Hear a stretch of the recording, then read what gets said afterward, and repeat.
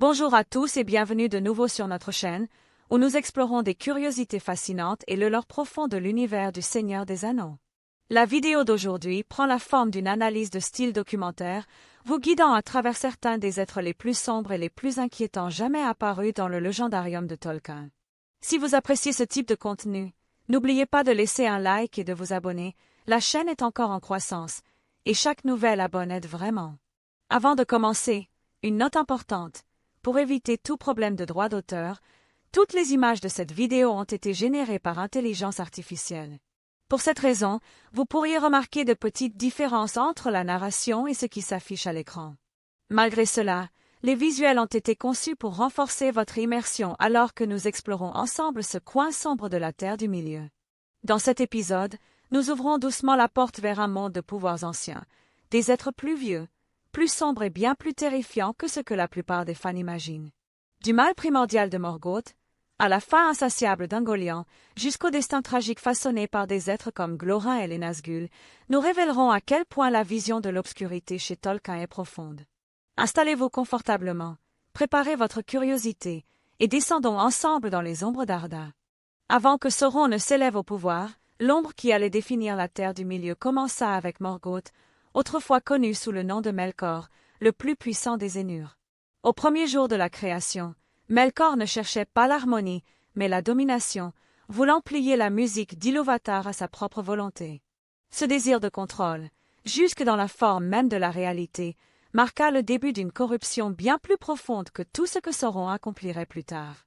Morgoth ne voulait pas seulement régner sur la Terre du Milieu, il voulait la défaire, tordant chaque être vivant pour qu'il reflète sa propre discorde. Son influence s'infiltra jusque dans les fondations d'Arda. Il tortura des elfes pour créer les premiers orques, transformant des êtres innocents en cauchemars. Il corrompit des maillards en balrogs, changeant des esprits de feu en démons de terreur. Des dragons, créatures monstrueuses faites pour détruire, furent lâchés sous son commandement. Même les 2 arbres de Valinor tombèrent sous sa malice, leur lumière éteinte, plongeant le monde dans une heure de ténèbres. En comparaison, Sauron n'était pas seulement un lieutenant du mal, Morgoth en était la source première. Pendant le premier âge, Sauron n'agissait que comme un serviteur, exécutant les desseins d'un maître dont l'ambition voulait défaire la création elle-même. Si l'on imaginait le mal comme un immense arbre, alors Morgoth en serait les racines, anciennes, tentaculaires et nourrissant la corruption dans chaque branche. À la vue de l'ampleur de sa malveillance, il devient clair pourquoi les générations suivantes vivaient encore dans l'ombre de ses actes. Des guerres entières, des civilisations et des tragédies remontent tout à la poursuite acharnée de Morgoth pour dominer et détruire. Même après sa défaite, la marque de son influence resta gravée dans le monde. Beaucoup de fans sous-estiment l'immensité de sa portée, et cette réflexion soulevait une question troublante. Si Sauron terrifia la Terre du Milieu, que signifie vraiment le fait qu'il servit autrefois quelqu'un de bien pire? Dites-moi dans les commentaires ce que vous pensez du rôle de Morgoth dans la création de l'obscurité du monde de Tolkien, et si vous croyez qu'un être là un jour surpasse en malveillance pure. Si Morgoth représentait les racines du mal, alors Ungoliant était l'abîme en dessous, un être si ancien et si troublant que même Morgoth la craignait. Ses origines restent voilées de mystère. Certaines traditions disent qu'elle était une Maia déformée par sa propre faim insatiable, tandis que d'autres murmurent qu'elle est née des ténèbres primordiales au-delà du monde, un lieu jamais touché par la lumière d'Ilúvatar. Quelle que soit la vérité, la présence d'Ungoliant dans le légendarium représente une force qui défie toute explication simple, la faim rendue tangible, le vide donne forme. Son moment le plus célèbre arriva lorsqu'elle s'allia à Morgoth, un partenariat temporaire que ni l'un ni l'autre ne comptaient voir durer. Ensemble, ils frappèrent au cœur de Valinor. Morgoth brisa les 2 arbres avec sa lance sombre, et Ungoliant en but la lumière, vidant leur sève jusqu'à ce que les sources sacrées d'illumination ne soient plus que des coques flétries. En avalant leur rayonnement, elle grandit énormément, monstrueuse, gonflée d'ombre, terrifiante même pour son puissant compagnon. Après cet acte épouvantable, l'appétit d'Ungoliant ne fit que s'amplifier. Elle exigea les Silmarils de Morgoth, poussée par un désir que rien ne pouvait satisfaire.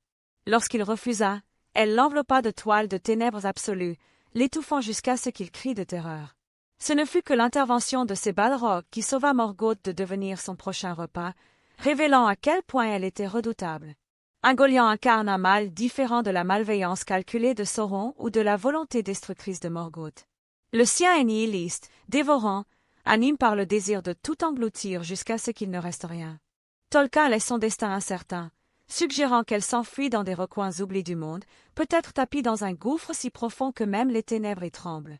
Compte tenu de son héritage, y compris la lignée monstrueuse qui donnera plus tard Shelob, Ungoliant demeure l'un des êtres les plus inquiétants à avoir en Tarda. Dites-moi dans les commentaires si vous pensez qu'Ungoliant est la créature la plus terrifiante du monde de Tolkien, et ce que vous croyez qu'il lui est advenu après sa disparition de l'histoire. Si Ungoliant représentait la faim et l'ombre, alors Gothmog incarnait le feu et la mort, la force brutale de la colère de Morgoth faite chair. En tant que seigneur des Balrogs, Gothmog comptait parmi les êtres les plus redoutés du premier âge.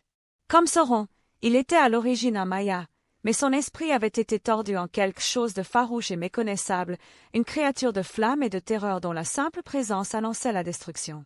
Là où Sauron s'appuyait sur la manipulation et la stratégie, Gothmog existait pour dominer par la force brute, une arme lâchée sur le monde avec des conséquences dévastatrices. L'héritage sanguinaire de Gothmog commença avec la chute de Fëanor, le plus puissant des Noldor. Au combat, Fëanor se battait avec une férocité inégalée, et pourtant, même lui ne put résister à la pleine puissance du seigneur des Balrogs. Gothmog l'abattit, éteignant l'une des plus grandes lumières parmi les elfes. Plus tard, durant la Dagor Bragolak et la Nirnaeth Arnédiad, la bataille des larmes innombrables, il dirigea les armées de Morgoth avec une précision meurtrière. L'un de ces moments les plus sombres survint lors de la chute de Gondolin, lorsqu'il mena Balrog et créatures monstrueuses dans la cite cachée. Des rues autrefois remplies de chants et de beauté furent réduites en ruines sous son commandement. Dans ce chaos, il affronta Ectelion, le noble seigneur elfe.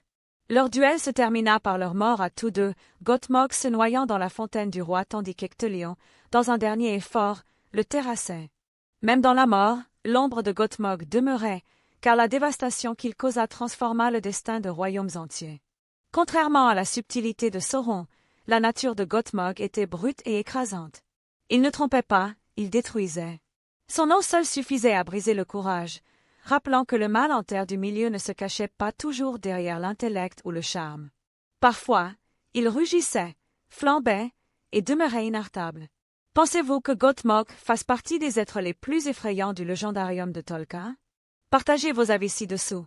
Sa présence montre clairement que le pouvoir sans limite peut être aussi terrifiant que n'importe quelle sombre sorcellerie.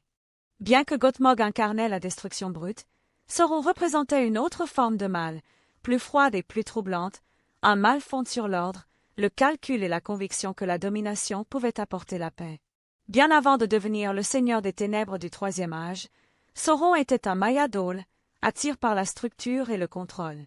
Ce désir le mena finalement à rejoindre Morgoth, non par peur, mais par admiration pour une puissance qui promettait de remodeler le monde selon une seule volonté. Après la défaite de Morgoth, Sauron s'éleva pour devenir le nouveau grand tyran de la Terre du Milieu. Contrairement à son ancien maître, il ne souhaitait pas tout annihiler, il voulait tout gouverner. Il imaginait un monde façonné selon ses plans, et il poursuivit cet objectif avec une précision terrifiante. Sa stratégie n'était pas la force brute de Gothmog, mais la manipulation, la tromperie et la construction lente de systèmes capables d'entraver des peuples entiers. Sauron créa les 9 anneaux de pouvoir pour les hommes, liant leurs porteurs à sa volonté et les transformant en Nazgûl, les spectres de l'anneau. Il forgea l'anneau unique lui-même, un outil conçu pour dominer elfes, nains et hommes en contrôlant leurs propres anneaux. À travers des siècles de guerre et d'influences subtiles, il mena Númenor à la ruine, orchestrant sa chute en corrompant ses rois avec des promesses de grandeur et d'immortalité. Ses victoires n'étaient presque jamais bruyantes au début, elles commençaient comme des murmures, des tentations, des mensonges placés avec soin qui grandissaient jusqu'à devenir des catastrophes. Ce qui rend Sauron particulièrement inquiétant, c'est la logique froide derrière sa malveillance. Il ne se délectait pas du chaos pour le plaisir, il croyait que seule une domination absolue pouvait apporter l'ordre au monde. Cette conviction, paradoxalement rationnelle, distingue son mal de la faim sauvage d'Ungoliant ou de la haine dévorante de Morgoth. À l'époque du Seigneur des Anneaux, Sauron était devenu un symbole de peur, une présence distante et vigilante dont l'influence modelait le destin des nations. Son ombre tombait sur la terre du milieu non seulement par le feu, mais par le poids de l'inévitable. Partagez vos réflexions. L'approche calculée du mal par Sauron est-elle plus terrifiante que la destruction brute de Morgoth?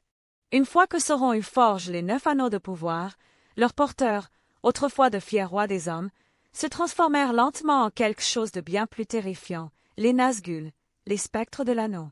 Ces serviteurs spectraux incarnaient le prix d'avoir accepté les dons de Sauron, un destin scellé non par la force, mais par le désir. Chaque roi choisit le pouvoir, la richesse ou l'influence, croyant que les anneaux renforceraient leur règne. Au contraire, leurs identités se dissoudrient jusqu'à ce qu'il ne reste plus que l'obéissance au Seigneur ténébreux. Au temps du Seigneur des Anneaux, ils avaient perdu toute humanité et n'existaient plus que comme instruments de peur et de mort. Leur chef, le roi sorcier d'Angmar, demeure l'une des figures les plus redoutées jamais commandées par Sauron. Pendant des siècles, il terrorisa le royaume nordique d'Arnor, orchestrant sa chute à travers des guerres incessantes et des pièges soigneusement préparés. Son pouvoir ne résidait pas seulement dans la force physique, mais aussi dans la guerre psychologique, brisant l'esprit de ses ennemis bien avant la défaite de leurs armées. Son règne sur Angmar transforma la région en royaume cauchemardesque, un lieu où la peur persistait longtemps après son départ. Ce qui rend les Nazgûl particulièrement troublants, c'est qu'ils n'étaient pas des innocents trompes. Ils acceptèrent les anneaux volontairement, poussés par l'ambition. Leur transformation fut lente, inévitable et totale, les changeant en ombres marchant entre la vie et la mort. Ils devinrent des esclaves éternels, incapables de vouloir autre chose que la volonté de Sauron.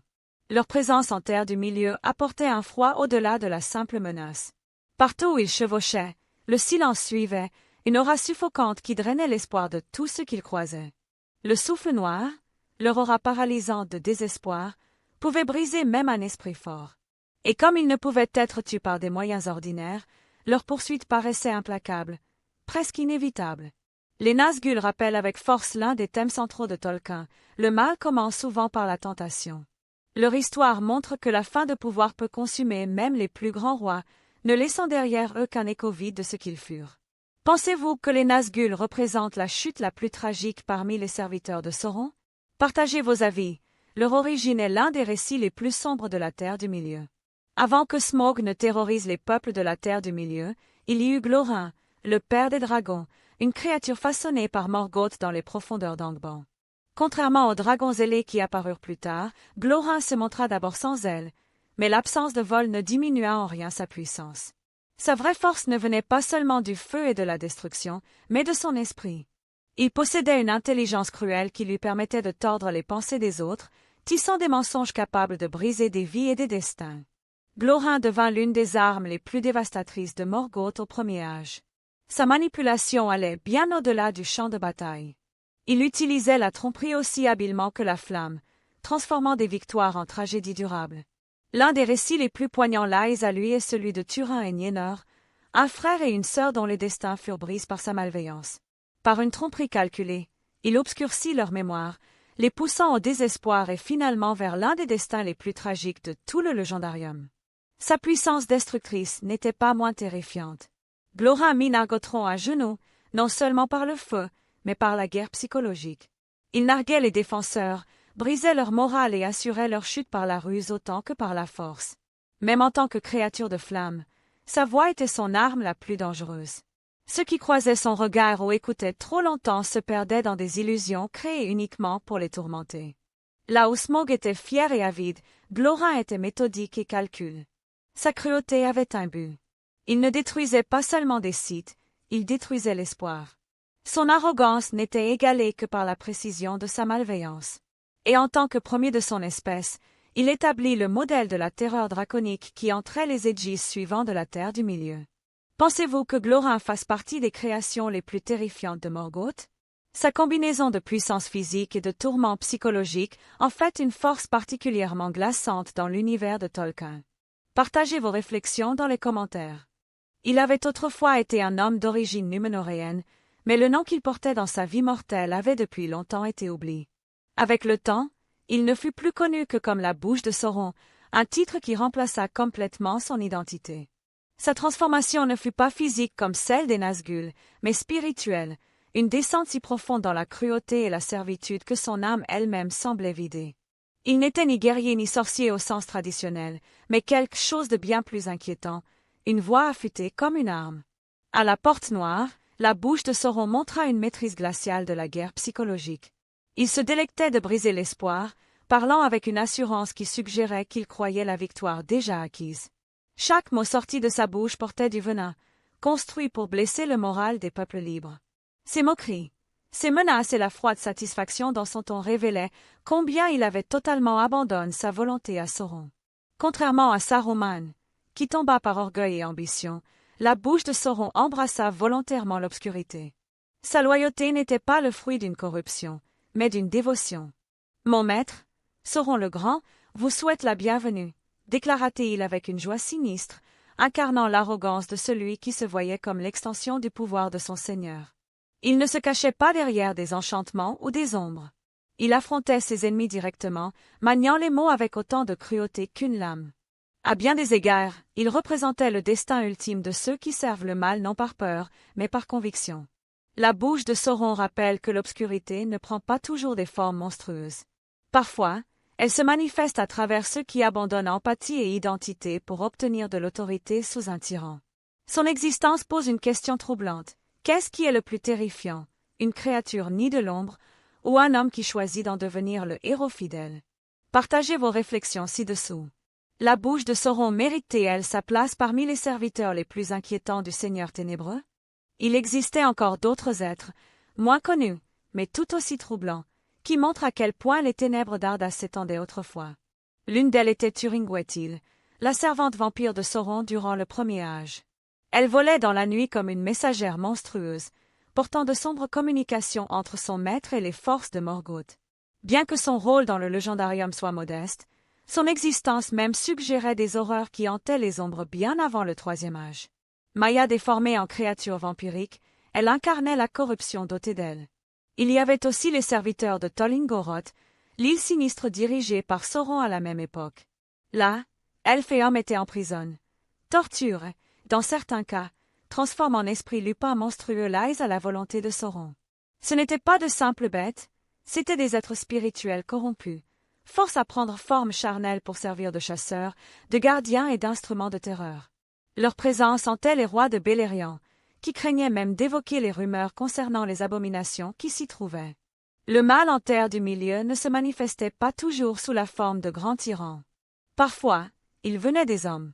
Les Númenóreans noirs, descendants de ceux qui avaient plongé dans les ténèbres après la chute de Númenor, figuraient parmi les serviteurs les plus fanatiques de Sauron. Ils pratiquaient la sorcellerie noire, commettaient des sacrifices humains et régnaient avec brutalité sur les régions côtières en son nom. Leur soif d'immortalité et de pouvoir entraîna toute une culture dans la corruption, prouvant que le cœur des hommes pouvait tomber aussi bas que n'importe quelle créature façonnée par Morgoth. Enfin, il y avait les Orientaux, des peuples humains qui rejoignirent Morgoth puis Sauron.